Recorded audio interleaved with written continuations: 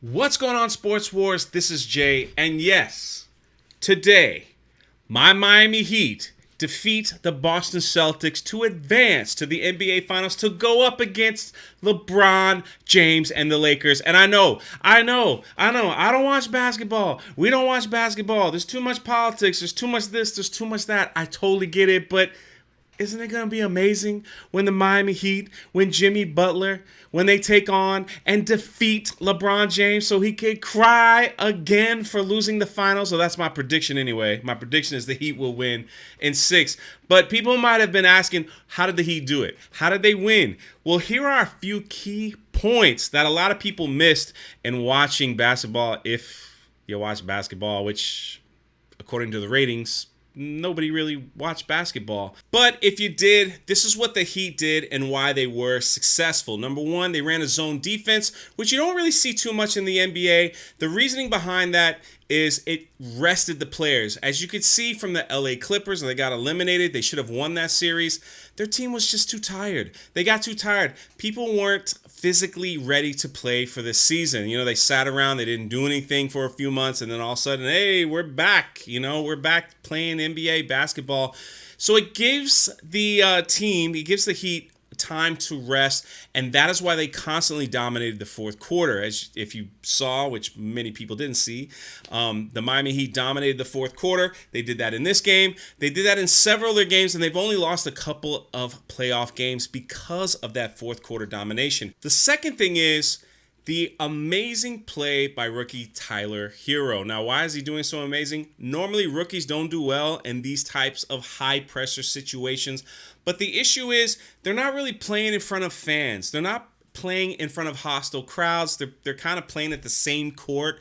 So it's easier to get a feel of where you shoot well and where your hot spot is and things like that. And you're not in that hostile environment where you've got thousands of people screaming at you and booing at you and all those things like that. So I believe that really helped the Heat with Tyler and a couple of the younger players that haven't played in those high stakes situations. Also, you have Jimmy Butler. Jimmy Butler is just on a mission. Since he came into the NBA bubble, the man just never stopped working. He knew, this is a weird season, but we have an opportunity to win, and he kept working. He worked so much that security was called on him numerous times in his hotel room because he stayed up late dribbling, having teammates come into his room, practicing plays, different things like that in his hotel room. Because he wants to win. He wants to win. Now, how are they going to stop LeBron James, Anthony Davis of the Lakers? Now, there's a couple of things that they could do. Number one, LeBron James will get his points.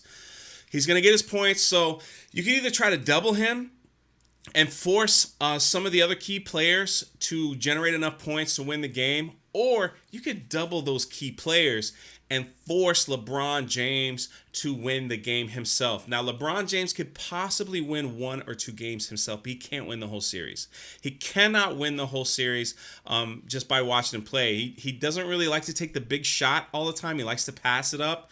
So he doesn't like taking the big shot. He hopes somebody else can create the big shot. If you look at all the finals that he's won, except for the one in Cleveland where he pretty much dominated the Warriors, everybody else had a big shot or a bigger moment to help him win his championships.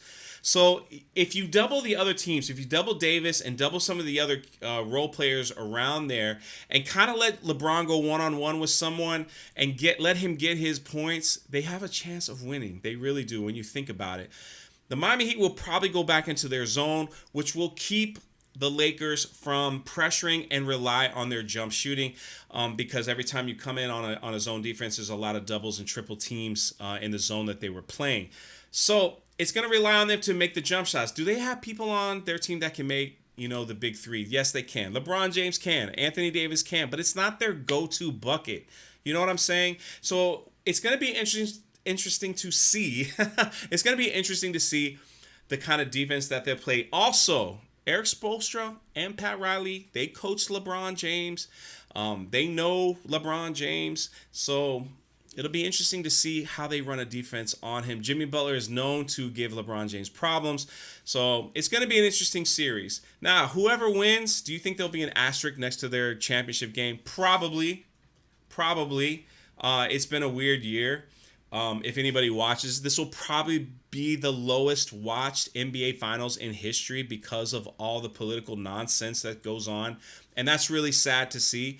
I am happy that my team has made the finals, but yet it's just been such a somber, disappointing year the way the NBA has taken, where they've gone, with their statements and stuff. So, but anyway, that's the breakdown, and maybe I have more breakdowns just because this is Sports Wars and it's the NBA Finals, and we'll see. But let's just hope.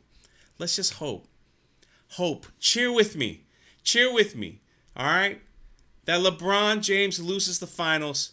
That he loses another finals to my team, Miami Heat. That would be so glorious. That would be so glorious. Anyway, this is Jay with Sports Wars.